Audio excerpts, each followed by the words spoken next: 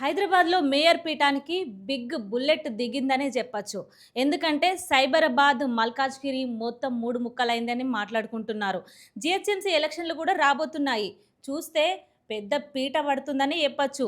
అయితే ఈ పీటను దక్కించుకోవడానికి మన కార్పొరేటర్లు ముందంజలో ఉన్నారని చెప్పొచ్చు. అయితే ఈ దిశగా చూస్తే నీతి ఆయోగ్ బిగ్ బాంగ్ పేల్చిందనే చెప్పొచ్చు. ఎందుకంటే 10 లక్షల జనాభా సైతం ఉన్న ఏరియాలో మేయర్ని నిర్ణయించాలని ప్రజలే ఎన్నుకోవచ్చని చెప్పేసింది.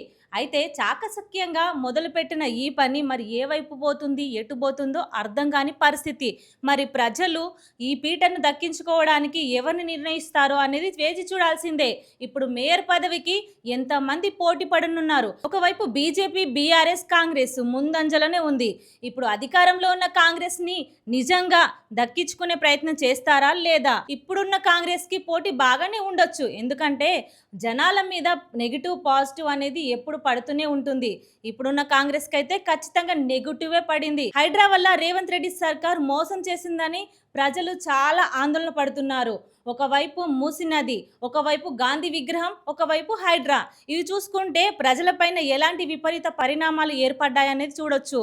ఎందుకంటే మేయర్ పదవి ఇప్పుడు మెయిన్ కీలకంగా మారబోతుందా?